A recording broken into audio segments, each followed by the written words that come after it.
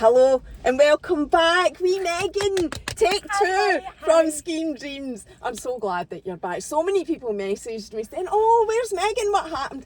So we had a couple of issues with the first recording that we did. And once it was up, we realised that it had to come back down. So this is take two. And that's completely fine because we've got loads that we want to talk about. We do. So, and it was good for me the last time. I'm not going to lie. I watched it back and I was like, somebody needs to give me a Valium because I was like this. But it was because I hadn't spoken like another adult woman in so long. So see, when I watched it back, I was like, oh my God. But it was amazing. I think we should start say off a couple of the by things. How we started off last time. Right, so what we'd said the last time at the beginning, so we're in the retail park at Barhead. Are you okay to say that? That's where yeah. So it was it was International Book Day. It was International Book Day. But it was also a few days later International Women's Day. Mind, and I was wanting to put it out that day. But I had this pure premonition because I did a TikTok in the morning about World Book Day, that's what it's called. And I'm just that maw that was never, and I'm still that maw. Like, I'm just not one of the top maws that my ween goes into school looking pure banging on every sort of theme day or anything like that. I'm just not that maw at all. And I usually forget about it and it's a drama, and I've had to do what you had to do that day. I've had to do that as well. And I just had this premonition, like I suddenly thought, I bet you Megan doesn't know it's World Book Day. And I knew your wains were going into nursery because we talked about that. And of course, that was exactly what had happened. Megan got into the car and straight away she went, I've looked at the wains. I forgot it was World Book Day. I've sent them in with their normal clothes. Aye. And I'm like, well, fucking, I can't sit and record a podcast on them means I'm, needing something for World Book Day. So you went into B&M, got them jammies and went up to the nursery and dropped them off. But that was, like, I just knew that was going to happen and it was mental. And you were saying the fact that it did happen as well, that was like, intuition's the word, but like, I don't know, it was, I don't know. You can't make things up. Like, you can't. There's certain things you just can't make up. Do you know what I mean? And you're a massive believer in all of that. Like, I don't know how you explain it, what your way is. So I think it's all about energy, right? So I'm all about the energy, and it's not like psychic or anything like that. I don't see it as that. I just feel the energy's there already. So you either can catch it or you don't. Do you know what I mean? And I just think so that was already there in the energy that had happened, that you didn't know about International World Book Day. Because I was running about that morning trying to get ready and then trying to get the girls ready, and my brain just kind of like I totally like went out my head, so I wasn't even thinking about it. And this morning as well, do you know, I was like, there's something to try to stop me from fucking living my life. No, honestly, like the issues I've been having. And then I was getting ready this morning, my recce ran out. I was like, what my friends? And my app to top up my gas and recce wouldn't work. And it was amazing. So everything, just things going against you. It's all the time. So how do you see that? Do you see it as energy or just women's into it? Right. How do you describe it? Because you're quite different. For us and natural. Every single human being, we are natural, energetic animals. Like, I feel like we're put in a box a lot of the time. We're told, don't act this way or don't have like repulsive reactions to certain things, and very straight and narrow in a one-way system. Do you know what I mean? But I believe that actually our souls and our bodies, we are animals. We're closer to animals than robots. Does that make sense? It's almost like your gut reaction thing, like how people always say trust that. It's almost like your animal instinct. That's it. That's what I mean. And I think that, so we all have a pineal gland. Every single human being is born with that. Like, you talk about this a lot on your TikTok. Did you see everybody sticking Kirby's in their head? No, but I meant it. I didn't. I saw you doing it and I meant to do it and I totally forgot. I wanted to actually try that. So Megan did this thing so funny. where you took a Kirby and it stuck Oh my God. And it's to do with magnetic pull or Yeah, something. I ended up having spoons and all that in my head. The veins Did the went spoons away. work? No, too strong heavy. enough for that. The veins went away that day when I posted to TikTok. I did it with the girls, and then they went away, and I was just sat pure happy with fucking Kirby stuck to my head, and I posted the other video about it. It was just so funny, but the amount of people that have did it. And then so, like, I woke up this morning and my friend Rosie's sister Margaret Queen, she messaged me a video this morning. That's what I woke up to, and she's got Kirby stuck in her nut. So a lot of people would, that it was just so funny. It was Everybody doing it. But then I was like, oh no, I was laughing at first, and then I thought, no, it's not funny, because I posted on TikTok that I put nail polish in my shoes, and I thought, I hope navy lasses are hanging all day them like that to my shoes, because they'll ruin them. You need acrylic paint. You know what I mean? But I mean, I just said it as a wee joke, but I might do it. But if you're going to paint your shoes, you want it to stay like that anyway. You're not going to try and then take it off. So, you know, not that I want to promote nail polish on your shoes either, but surely it wouldn't make any difference. No, I don't know. I'm going to do a video and decorate a pair of shoes and show people how to do it and upcycle their trainers. And I'm going to be starting doing my own customs again. It's amazing that. So I'm going to show people, because I think it would be a heartbreaking shame if there was a young girl out there at 13, 14 years old that maybe didn't have a lot of clothes being bought for her, and she's got a wee old pair of Nikes there, and she's seen my video and thought, oh, I can, and then she's made them even worse because you can't use nail polish. So I'm going to do that vid. I'm going to kind of correct myself, but I did just put it out as a laugh at first because people fucking talk shit about me, so I indulge in it. Mammy does stuff like that anyway. You know, I don't think your video, like, nobody's ruined their shoes. Aye, right. But anyway, you're going to do one. Oh, they was coming to kick my cunt in. Sorry. Right, so we're digressing back to the pineal gland, do you call it? Right, so you were saying, you talk about that on your TikTok. I don't know a lot about that. So go and explain what that is. Okay, so every single night we sleep, our body produces a chemical called DMT, and it sits in the pineal gland, and the chemical is pushed How out. do you say it? Pineal gland. Pineal, yeah. right. I should have looked it up. Or the third eye, or whatever it may be. Oh, right. But is the pineal gland an actual physical thing? Yes. Right. So if you cut a brain and cut a brain in two and split it, then you'll be able to see it's located. It also looks like the Eye of Horus from like ancient Egypt and stuff like that, literally inside your brain. So DMT is it's like a godlike gene. It's in everything. So it's in all the trees, it's in the bees, it's in every plant organism, it's in the soil. It's in your brain. It's in our brain. And this is what causes us to dream. So even though if we don't remember our dreams, every single human being does dream at night, and our soul, our consciousness goes elsewhere, and that can be dreams, lucid dreams, parallel universes. Like there's different stages of dreams. You can astral project, you can lucid dream. Lucid dream is when like you realise you're in a dream. So say you're sleeping and we're here in Burger King, you go, oh, I'm in a dream, I can do it and I want. So you could like fly about the sky, or you could go to Paris, or whatever. You're in control of your dreams. Astral projection is quite similar to that. However, your astral body physically leaves, so you're not dreaming. You could literally go to the moon and see like stuff. I've never been able to astral project like that. However, I have had an experience. This is I've spoke about it before. So I've had an experience years ago, and I've got a lot of memories, but they're fogged. They're like, I couldn't piece them together or make sense of them. They're really, really fogged. But one of my vividest memories is probably when this first all started happening to me. So it was 2017 it started happening. I want to say a lot of physical spooky stuff started happening probably around 2018. So we'll say 2018. I woke up during the middle of the night and I was on my granny's couch, and I just I don't know if I can, it was a long time ago, but I woke up and it was just, whoa, I don't know, this feeling. And I closed my eyes to go to sleep again, and I kind of opened them, and I was laid down.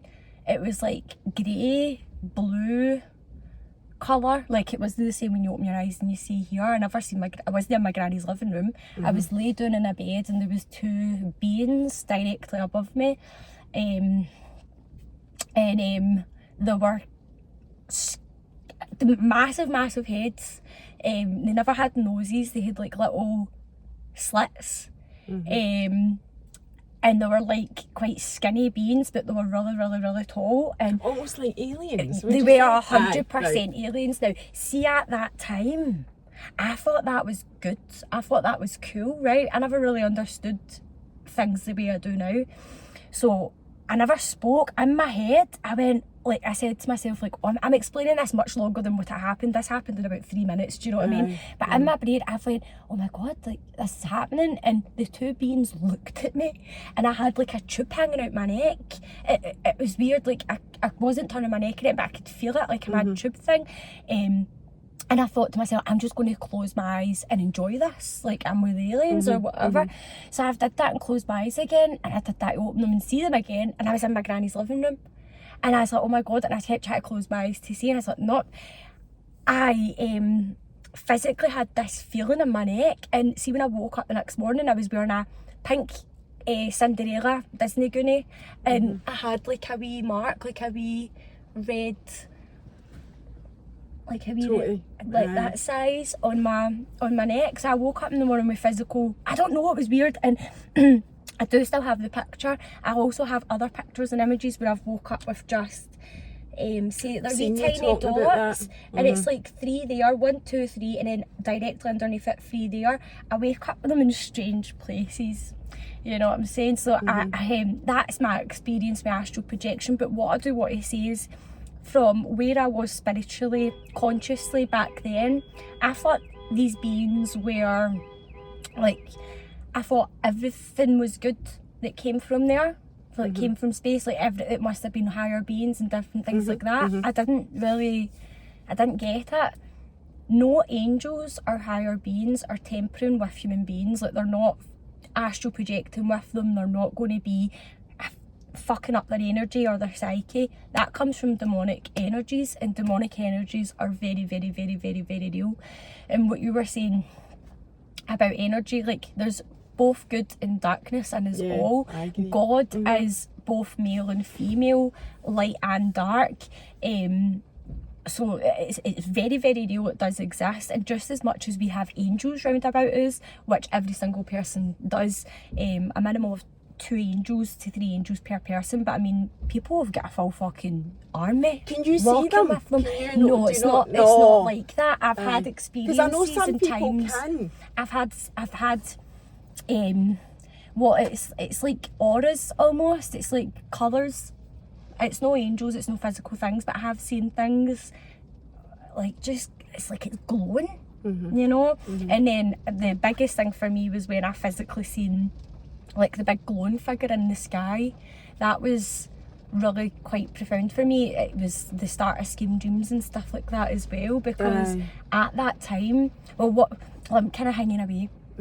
Grant the darker energy, just as much as we have angels round about us that influences, we can there are demons, there are darker energies, whatever word people want to use that makes them more comfortable.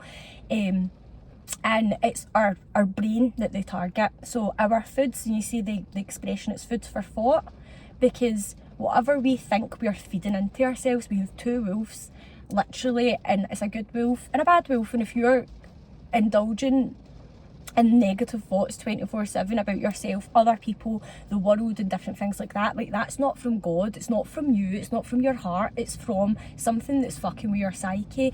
It's also correlated with mental health. Like, the amount of people who are spiritually gifted that are left rocking in mental institutions or go into drug abuse, alcoholism and stuff like that, because they're experiencing things internally that they can't make sense of. I don't know how I can do my dishes. I don't know how I'm still here and standing after everything I experienced. It is really intense and hard. No, it is. No, you can tell that for the way that you speak and just everything that you talk about on your social media as well. Because you talked about this, because one of the things when I initially started talking to you, one of the reasons I wanted you to come and speak here the day was to do with mental health, because I told you this, the very first video that I seen you that went viral was that one in Leverdale, and it was hilarious. But it's I know it was like a a very week next real... week. I was in Leverdale, like a year next week, like is the it? now, Is that all it is? A year? It's been a year, and yeah, I'm free and happy. It feels like It's, so much longer. I know. But you were talking about what your take on mental health, and I think this links into what you're talking about with the gland, is completely changed for what you used to understand it to be. And I know you want to talk about that. I do. I feel a lot of trauma in our human brains and our bodies happens through experiences, and I believe that does give mental health. I believe that it's very fucking real, obviously, but I believe about over 70% of that, there's a massive correlation with us just being who we are, because every single person has a pineal gland, therefore every single person has psychic abilities and has energetic understandings, but we're not taught about it. So if you're something that's so powerful and you're not taught about it, it's going to come out in crazy ways, do you know what I mean? And especially if you're so gifted by God, if you've been sent here to be who your soul is and have your spiritual gifts to help this world, because this is what we're all here for, there are darker energies that are going to fuck with your psyche. And I swear, like, when I said to you about when I first came into the car, like, something's trying not to let me do this, is because there's so many things. My banking has gone wonky, my addresses are going, it's like information's going to different addresses and stuff. It's weird. I've broke 4 TVs, and since September me and my wee girls have went through 4 TVs. I've broke a phone. Like, it's all these, it's just, do you know what I mean? Loads of things are happening. So what do you believe is the energy trying to tell you something, or like how do you perceive it, why these things are happening to you, or do you know? Do you even know? I do believe I know now. Right. I put a lot of things down to postnatal depression, but a lot of things started for me. So I became a mum in 2020, and during COVID, by the way, yeah. Was it? Aye. So what month was it? September 2020. Aurora is the 29th of the 9th, 2020, and Ariel is the 3rd of the 3rd, 2022, and I'm the 10th of the 10th, 1995. Wow. We're all one. 10? Yeah. Wow. I know, it's I didn't know that. Aye. So 10th of the 10th, so we're all lot double in digits. Numerology significance. Yeah. There, My wee and girls, power. they've changed my life completely, and I became a woman, and my gifts all, I could just, I know you're getting emotional. Do you want to talk about how, I know, like, again, a significant date coming up. Do you want to talk about how postnatal depression, I know you don't call it that now, how it affected you and what happened at that time? So I think a lot of people have a misconception around postnatal depression, that people suffer and just hurt their children, and it's not. That's no that, aye. No, I think, to be honest, Megan, I do think with the information that's out there and the more education that's happening on that, and I know I've had quite a few people talk about postnatal depression, I do think we're understanding that better, that postnatal depression isn't about a more, because I do think that I was like, it's not. Postnatal depression isn't about that, it's about how you feel about yourself, and regardless, 99% of women who have postnatal depression, regardless of how they feel about themselves, that maternal mother nature instinct still kicks in. Absolutely. Where you would protect your baby at all costs. So they're completely separate. They're not actually linked 99% of the time. I know, that the odd exception to the rule, things do happen and whatever, I get that, but it's highly unlikely that a postnatally depressed mum is going to harm her baby, because that's not what it's about. It's about, you're more likely to harm yourself. Aye. So I think there is more of an understanding of that, but it's important to say it as well. Absolutely. So I totally get that. So what happened? So for me, I think, so again, we're all spiritually gifted people. Now, men are the physical protectors of this world, and the women are the spiritual protectors. And when females are we are walking, living, breathing portals. We birth spirit into the physical realm, and when we're not taught about that, and we're not taught about the energies that are around about us, that's an open door for darker things to come in, because that's when a woman is at her most vulnerable. Her heart is wide open, her body's just been ripped in two apart, her brain's changed, like you have chemicals that come pushing through your body that it's just unexplainable. And I'm so sorry to like kind of tangent in here, but this is why it's so strong, it's so profound, we can't even articulate it ourselves. And that's why trans women are trans women. They're not just full-scale women. And I think, sorry for like putting that in there, but we need to understand what being a woman is, how hard it is, and what all that comes with, because we're targeted from the people in the streets and spiritually. Do you know what I mean? Mm-hmm. So for me, I was so happy, like I really was so happy, but I was in an environment with not a lot of love. Mm-hmm. None love given to me at all. Mm-hmm. So all my love was coming into, like I was pouring all my love out, and that left me deflated. It really did. And I lived away from my family, and I thought, right, what can I do? So when Aurora was around 6 months old, I moved back to Renfrew, and this was when it started happening. I remember phoning like my family and stuff like that and explaining the situations that was going on. When you say started happening, when you started to feel unwell, was that how you would describe it? Just I was depressed, mentally like, unwell. I was so happy. I was still in a bubble with Aurora. It wasn't like that. I just didn't know what was wrong with me. I felt like nothing I did was good enough. I never ever get any, I don't want to talk too much about it, do you know what I mean? But I never get any praise, I never get any help off. Mm-hmm. And so it was hard. And then... Were you sectioned at that time? No. Was that... No, right. Because I know I want to get that in as well. That was fine. So pushing on, I kept going. And when I first started to realise what I was going through and what it was, I was like, I need to leave the girl's dad. Well, this time whenever I had Ariella, it was the same week I found that I was pregnant. What's the age difference? Did you say 2 years? Like, yeah, there's like 14 months between them. Right. 14 months? Yeah, they're like the Irish twins. They were the exact same weight as well, so they were. Oh my God, that's mental. But yeah, so basically... did you leave at that point? No. Right, no. Because so like, I fell pregnant again, and I was like, oh my God, is this God's way of telling me that I have to stay? Mm-hmm. So I stayed, and I kept doing it, and whatever. When Ariella came, I had a really hard pregnancy with the two girls, like both of them. It was more harder with Ariella, obviously, because I had Aurora to run after, but I was sick every single day with them. See the PT, that I had that. The hyperemesis gravidarum. I should have been going to hospital, but I was on it, like everything. Like, see for example, I slashed my thumb doing the dishes, and it was so bad. Like you could see everything, and at the time I was like, I need to go to hospital, and somebody was like, that's just a scratch. No, you don't. And I was having to change nappies and all that. A week later went past, and it got infected. So, and I was going all dizzy and all that. And I said to him, I was like, I do need to go to hospital. And so then I went to hospital, and I had just early stages of sepsis. So they managed to catch it, and I got put in an IV drip of steroids and whatever else. And they cleaned it and whatever. But that's an example of...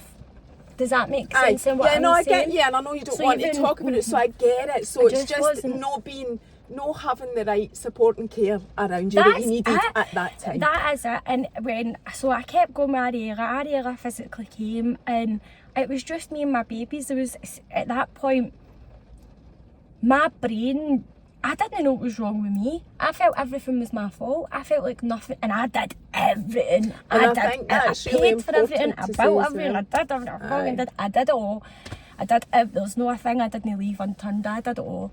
And when you do that as a woman for your family, and it's not appreciated, like it can send somebody crazy, and it did send me crazy. It sent me ill, because it was like... I think even women, right, just to normalise this, women not in your position, not going, just had 2 babies and feeling the start of what I believe becomes postnatal depression, right? Regardless of that, women, everything you've described there about feeling sometimes that you're unappreciated and that you do everything, and you know, it's just like it gets on top of you. I think that's quite normal. And I'm not saying it should be, but it is. And I know myself, right? And, you know, and Keith and I can have these conversations. I always say that it is a man's world, whether we like it or no, but we can keep chatting away, Megan. We will keep chatting away and doing our bit, right? What's her name? Clara Deville. No, see when Clara Deville says there's been more good women lost in marriage than famine and war. She wasn't fucking kidding, Mary. She wasn't kidding. Sorry for that. No, you don't need to apologise. So anyway, my point is, like, every now and then, and you know, I've been married for 15 years and a great relationship, blah blah blah, apart from the usual things that piss me off, like every mom gets pissed off either with their rain or their man or whatever, right? But every now and then I will flip my lid and go, right, let's marry it. Right, you know, because that's how you feel. And you need to fucking rein everybody back in and say, right, that's plenty. Right, so, and I remember, so let's normalise that. That is a thing for women to feel like that. But I remember, and I laugh about this, like when Lola was 6 months old, man, that was, because I do think I had a touch of postnatal depression as well, and I always say that. But I remember at 6 months old, Lola wasn't well, and I was up during the night and I was surviving on even less sleep than usual. And you know, it was like maybe day 4 or whatever, and Keith's clothes were ready to get fucked in a bin bag. Right, so it's, again, these things are quite normal, you know, I need to push through and work through that. But that was extremely difficult because after having a baby, and just because he's the one going out to work and whatever, it was physically and mentally becoming impossible for me to survive on 0 sleep and looking after an unwell baby. So it's when they you say know, we need to normalise that these things true. happen. But then if you're actually throwing in a, let's just say, toxic relationship that actually shouldn't maybe be together or whatever, how, like, that's impossible, an absolute impossible situation. So again, we'll normalise it. It's no easy when things like that happen. Right, so anyway, that big rant.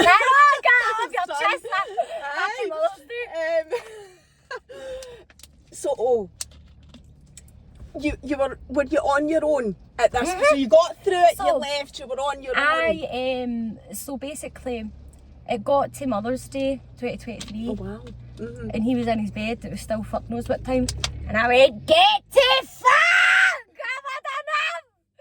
I did, I'm so sorry for that. I was like, no, and it was the day I kicked him out. Right, so that was you on your own, so and that was like when I genuinely felt strong enough. But the thing is, I didn't want that. Like, I wanted maybe girls to grow up and do you know what I mean? I just needed what I needed in life to be like, do you know what I mean? I've always envisioned like having a big family and doing things and everybody being busy together and waking up in the morning, and it wasn't that. And I was like, no. So yeah, it was hard.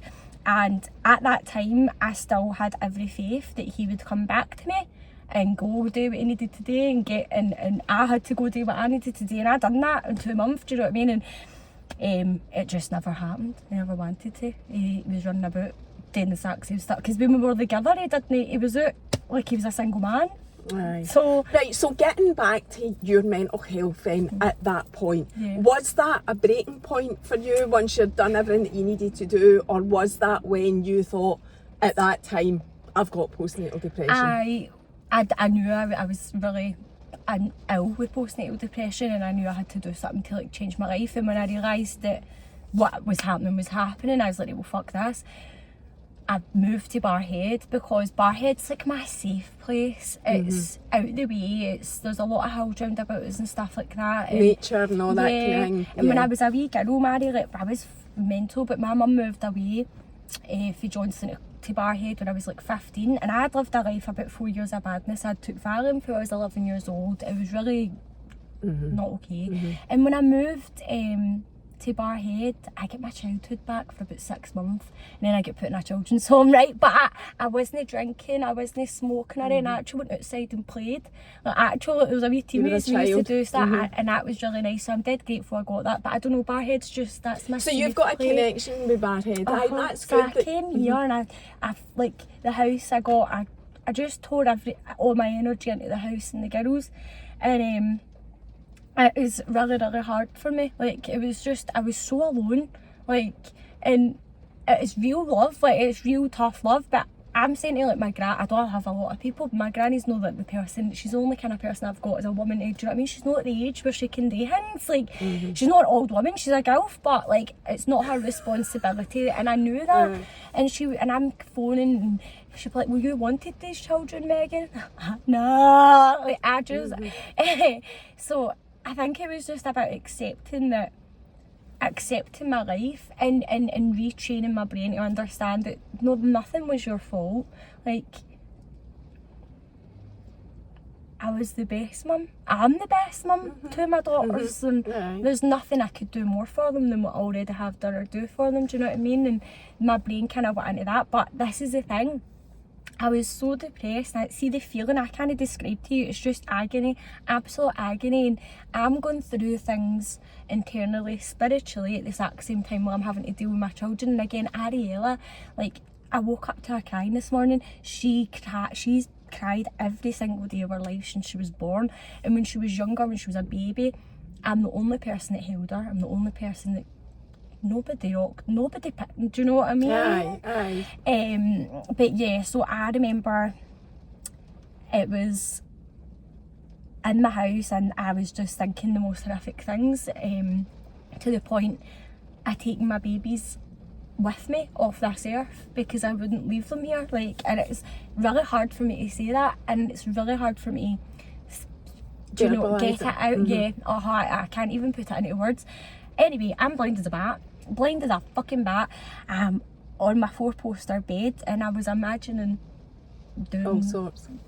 And kind of planning it. I don't know, I wasn't going to do it then and there, but I was like figuring out how I could get the kids picked and and so I'm like just staring into space and out the window, and this wee red dot, this wee red dot just pops out the sky from nowhere. You've posted that, haven't you? I've seen it. And I keep crying out, oh my god. So I'm like, what the fuck's that? And I've got up to the window, and I kind of see, so I've took my phone and did that and like zoomed in on the phone, and I was just pure blurry. I was like, oh my god.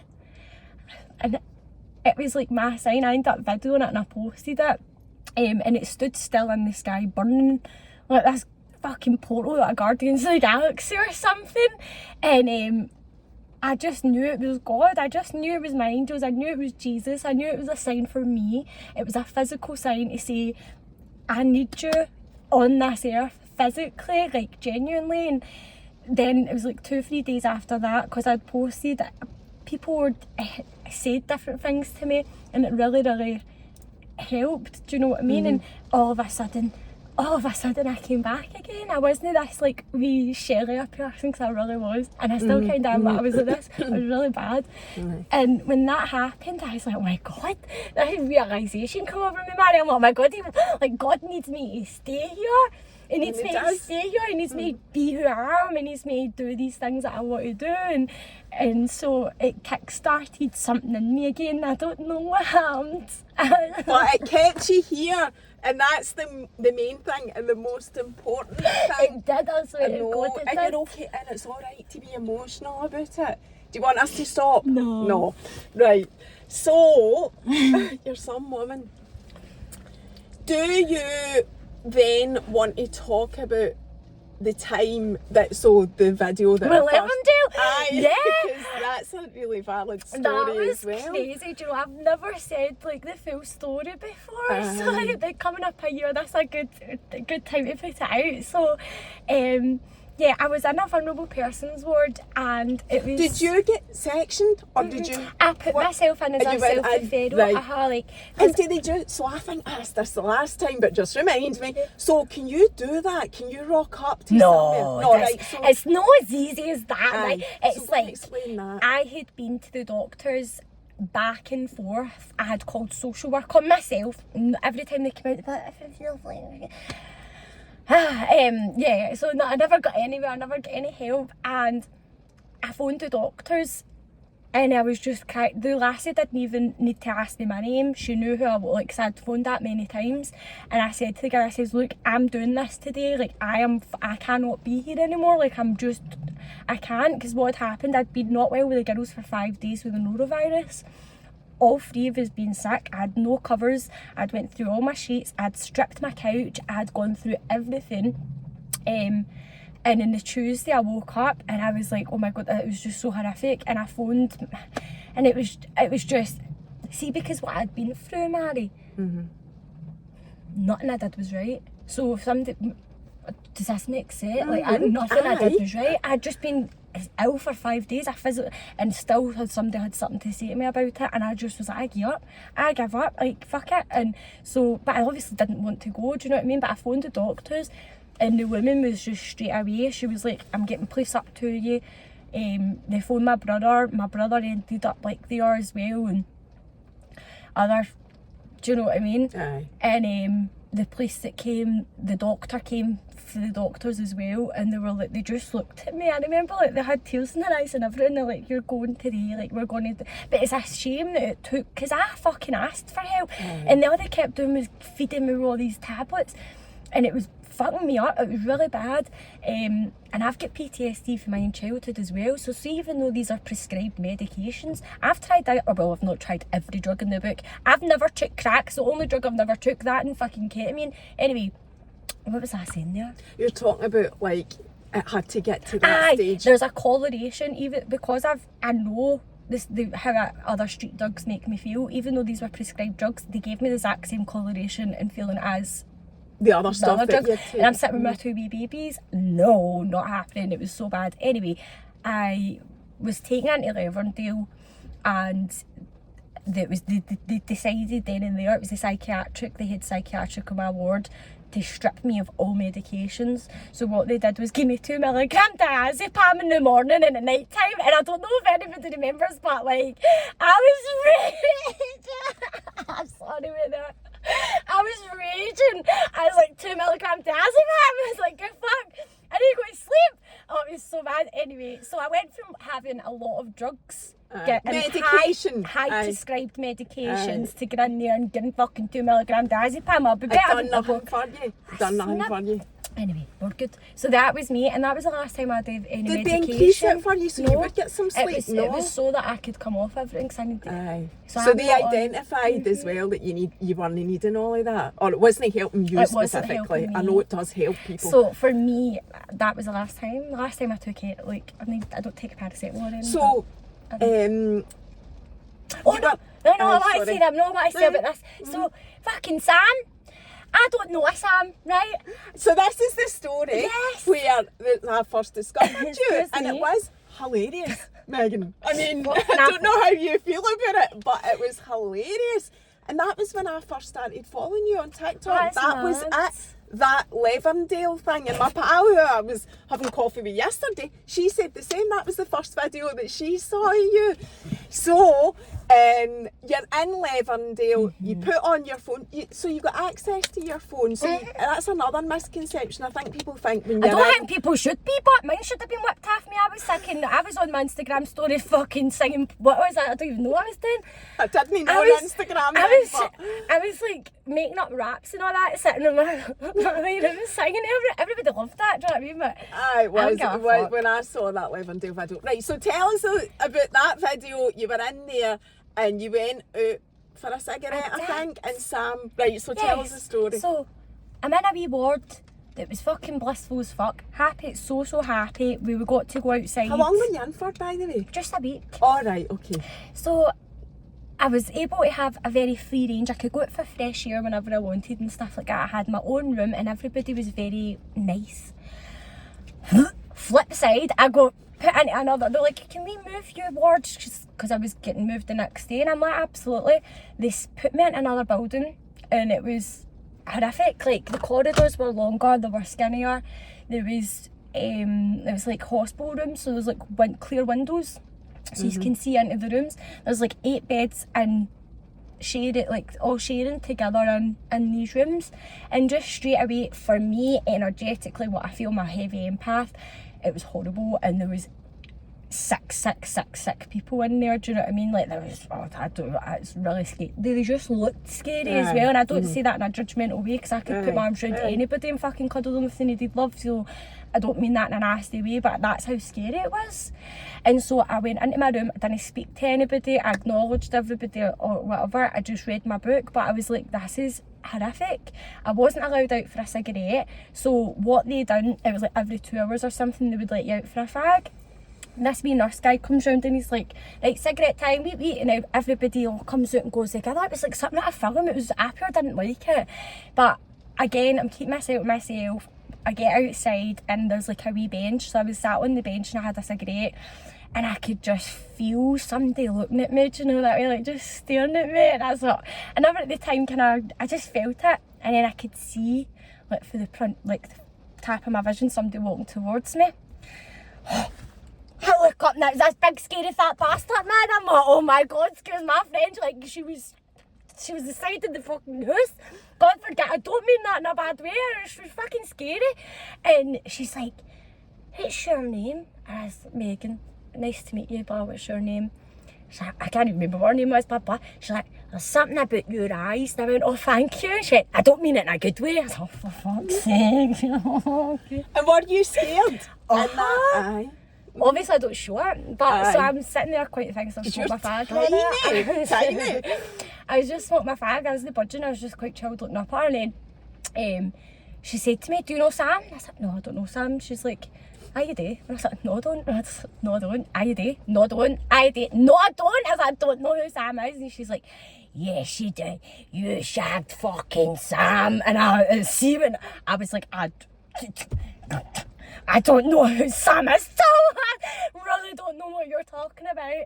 At this point, I stood up, like I wasn't like being aggressive or anything, I was just making sure that I was standing up so that I was a wee bit firm, like fucking sitting up or something, like instead of just being sat down, because I was scared, I didn't know, so I was risk assessing it, do you know what I mean? Aye. And I said, you're in the fight or flight mode, and you weren't flighting. No. You know, you were there standing your ground. And she must, seeing that ward, they obviously all knew each other, I didn't know anybody, and she must have been like a big bully, because like people were kind of saying things like, leave her alone, or do you know what I mean, like things like that. And I don't know if somebody went and got like a member of staff, because obviously my eyes were just locked on her, I wasn't looking anywhere else. But then I said to her, I went, look, I said, they're not going to intimidate me because I'm just in here, I'm fucking 6 stone. She went to grab me, man. I was like, oh, but the guys, it was literally the exact same time, there was 2 nurses that came out and actually physically grabbed her and fucking carted her into the thing, and everybody was like, you're right, and I'm making sure I was okay and all that, and I was like, I'm fine. And smoked about 2 more fags before I had to go in. So, oh my god. And so it turns out where I was, see my room, the girls' room was directly across from me. Oh, did she seen you before? Oh, wait to hear that. No, but I just hadn't consciously been aware at all. And there's windows, so I go back to my wee room. There's a fucking full scale table. They've put a table outside the front of the door, and two members of staff at each side, so that the door was blocked, and she was in the room herself. God knows where they'd put the other residents, and she's like walking back and forth and all that. Bearing in mind, like my bed was like, I was lying down and the window was right there, so if I did that I could go in and like I could see her from her room. I was shitting myself. I was lying back, I was like, Jesus, you need to get me out of here, because I don't want to fight with you, like, do you know what I mean? Like, I was pure pain. And 30 minutes later, 10 hours later, they came and was like, Megan, pack your bags, pet, you're going back to work today. And I'm like, yeah, fucking nuts. I was like, fuck, thank you so much. I was like saying thank you to God and all that, and they put me back in. It was so funny as well, because see, when I left my wee ward, everybody was crying, like, see all my wee residents, I'd made wee bonds with people, and I'd left my number and I wrote wee poems for people and stuff like that, and everybody was like, oh, and it was like fucking 3 years later, and I was walking back in, they were doing tea and toast, I was like, hi! I was so relieved. So you were, oh no. So that was the video, that whole story was the very first video that I ever seen of yours. And I do have anxiety. Sometimes there's been a couple of times like I'm standing in a queue. It's maybe happened like 2 or 3 times. Someone goes, Sam, and I go. So you've now got a bit of PTSD from that situation. I'm PTSD. Rattling. I'm when you hear the name Sam. So I'm conscious of time, and I want to get in like the whole scheme dreams, the whole dream thing, you know, for you and whatever, and where it all started. Because I didn't know you actually started Scheme Dreams on Facebook years ago. So it wasn't like Scheme Dreams. It's always just been it's just me. It's just the way I am. And Scheme Dreams is something I've always said if I was away. And so what does it mean for you? Scheme Dreams. It means exactly what it says. For me, Scotland is a concrete jungle of tragedy and talent and humour and just, I don't know, I have so much passion and love for my people, and we've really lost who we are as a community. I think like Towie's got a big fucking part to play in that and answer for that, but the scheme, growing up back in the day, does it make sense? Everybody knew everybody, the Waynes were out playing, you had your favourite outfit, like it was just simpler times, and the struggles like growing up back in the day and stuff like that, it's just different. So for me that's the kind of schemey side, because we don't have that. It's different. Living in a dreams street, changing your life, like making so that's what I thought. Exactly what you want it to be, do you know what I mean? And I think some people could be a wee bit perplexed and thinking, who does she think she is? Like, she actually does nothing. But people think that nothing. Anyway if you're on social media, Megan. We all get that. For me, and for a vast majority of people out there that are living in poverty, drug addiction, and for young people that grew up the same as me, I'm not. I've done everything that I set out to do, Mary. Like the things I done last year and I achieved, and the people I got to meet, I never thought in my wildest dreams I would ever do that. Can you imagine, like, I never thought I would ever have an interview with the BBC. Do you know what you talk about on your page, and you're in talks with them, that's all stuff that you've said. There's plenty coming! To the trolls. Sorry. Right, so I just want to, so that was how I understood it. And you know, I come from a scheme as well, but it's a wee village in the, you know, bottom of North Lanarkshire, and I always think my scheme experience has actually been quite fortunate, because whilst there was poverty, we were skint. My mum left my dad when I was 4.5, my wee brother was 6 months, and basically we went and lived in my gran's 2-bedroom house in a front bedroom, the 3 years, for then, like, well, I was 8 when we moved out, so 4 years. And social work gave us bunk beds so that me and my brother had a bed each, because the 3 years were sleeping in a double bed at first, right? So I definitely come from poverty and a scheme, right? But I think I've been lucky and fortunate enough that in the wee village of Hart Hill, you know, a mining village, which, like you say, everybody knew everybody. Like my granny said, go and run out to Margaret's and see if she's got bloody, like it was that kind of way, as if everybody knew everybody. We were in a wee, my gran was in a wee cul-de-sac, and that was how people were. If you had something, you would share, whatever, you borrow. Your out to play. And you play out with all the wains in the front or at the park over the way. But where I think I'm maybe sheltered from what a lot of scheme life is like now, or more recently, is that I wasn't exposed to the same type of drugs. There was like alcohol issues, you know, I remember that very vividly from my childhood, but the whole drug thing and like other really terrible sort of things, like gang fights and stuff like that. I think I was protected for that. So sometimes when I say that I'm for a scheme, I feel like a bit of a phony, because I wasn't subjected to stuff like that. I don't think it represents for just poverty, a poverty of perspective as well. It's just being Scottish, literally, like just being Scottish and having like some sort, I don't know, do you know what I mean? Most of us are from a scheme really, and Scotland, there isn't from back in the day. anyway. There's very few people, I think. I mean, I could be wrong with that. But I kind of get what Everybody's you're saying. got their roots. But the whole, right, so No, the whole definitely. scheme dreams thing, so to me, my understanding of that is, like, your postcode doesn't determine what you become in life, really. Absolutely. And that's in your aiming. In Scotland, we are so talented and we've been put down for fucking generations and think we only just got our own Scottish government and stuff like that. Do you know what I mean? We are suppressed. We really, really are suppressed as a nation, politically, spiritually, economically, and our own TV. We've asked to reverse it.